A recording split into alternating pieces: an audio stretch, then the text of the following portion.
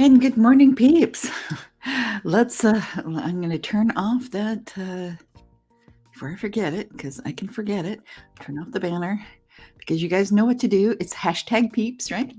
And we've got the giveaway tool all prepped up. So I'm going to turn that on right now, collecting comments. So it's primed and ready for when you guys pop in and put the hashtag peeps in the comments. Then it will track you guys, and we can do some giveaways.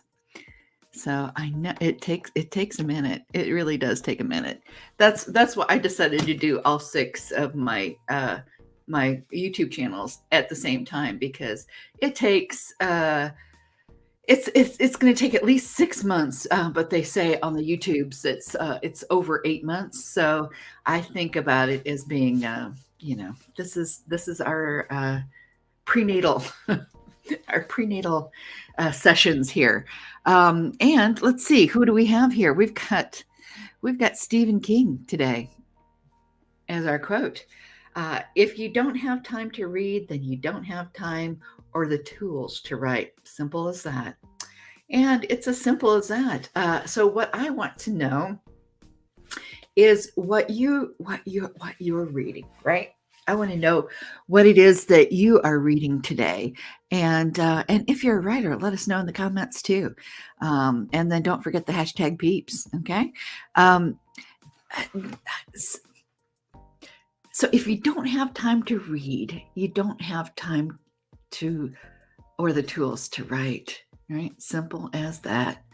Um, and I would say if you don't have time to read, you don't have time or the tools to do much of anything. and I said this on another. I forget if it was this channel or another. They're starting to blend together to me. But the thing is if we don't read fiction, there's so much. Emily Dickinson, tell the truth but tell it slant. There's so much in fiction that is truer than true, right? It really is. It gets to the gristle and the marrow of life, and if we don't read that, it's hard to be fully as human as we can be. The human condition is storytelling, is that connection, and if we don't have time to read or tell or listen to stories, we don't have much of the tools it is to be fully human. That's my philosophy anyway.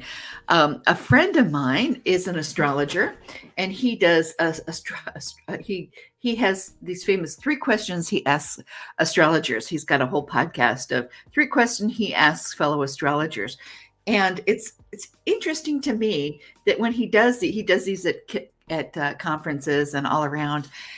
I don't think hardly anybody who he's interviewing has actually listened to that particular podcast. They know him. They might know him in other ways, but they haven't heard other people answer the 3 questions. And I'm thinking those questions are so smart, right? They're so smart, because if you want to go to an astrologer or a physician or you name it that you have to feel comfortable with, what are you going to ask them? One of the questions that he asks them is, and I'm talking about you, Sparkles of Gold. So I'm going to name drop there, and I'll put the thing in the show notes so you can go check him out and you can see what I'm talking about. One of the things he asks is, what books other than astrology books are you reading right now? And most of the people who respond think it's a throwaway question, but I'm over here going, no, that's the most important question, because that tells us who you are, right? It tells us who you are as a person, tells us who you are as a practitioner, tells us who you are as a thinker. Because if you don't have time to read, you don't have time or the tools to write, to practice, to preach, to counsel, right? It's as simple as that. At least that's my not so subtle point of view.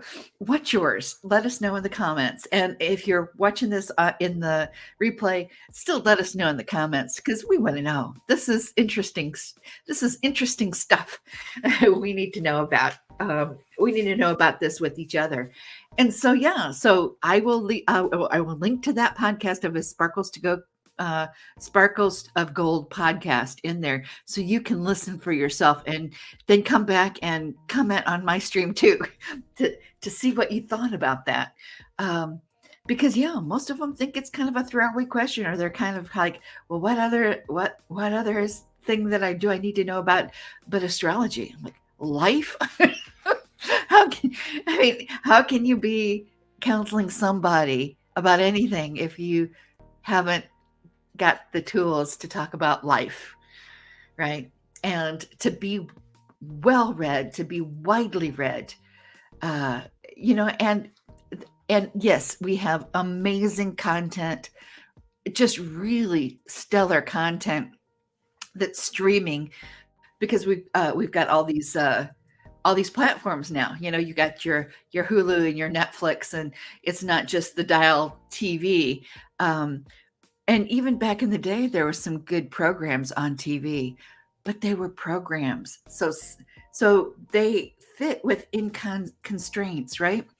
It was coming to you with advertising dollars, and it was coming to you in advertising dollars because, and that filtered what was being said and how it was being said.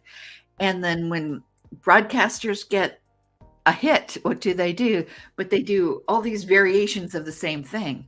So you don't get the breadth and the depth that you do when you go to the library and you see all those books, right? And people forget. We forget so many things. We forget what it's like to be in different time periods. Right. Somebody was saying something about talking about dial-up internet connections, and everybody can remember the sound that makes, that boom, boom, bing of when it's connected. Right. Well, not if you were born in 2000. You have no memory because we were all, by the time you were up and using it, there was Wi-Fi, there was the cable internet and high-speed optic cable, fiber optics, all those things.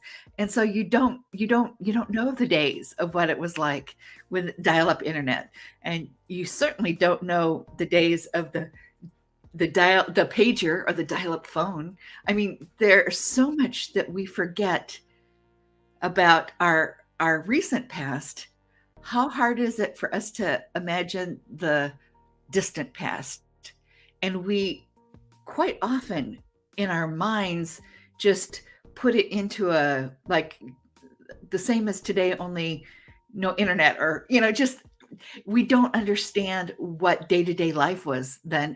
And because of that, we lose so much. We lose so much of the possibilities.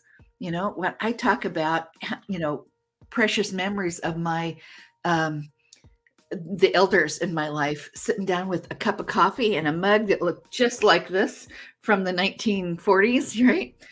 I'm not that old, but the mugs were. Those mugs were, and this is a replica. And when they were sitting there nursing, cradling their cup of coffee, thinking their thoughts, they had time. Now, how is it that they have time? Well, we don't have time. And we have all these time savers, right?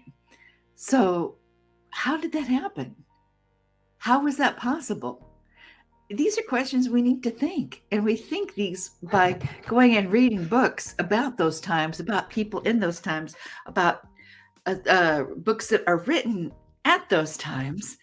It helps us enter into those times and those people and more possibilities than what we have in just our day-to-day world today, right? It's another way to connect, but a way to connect not in real time, but in across time, right?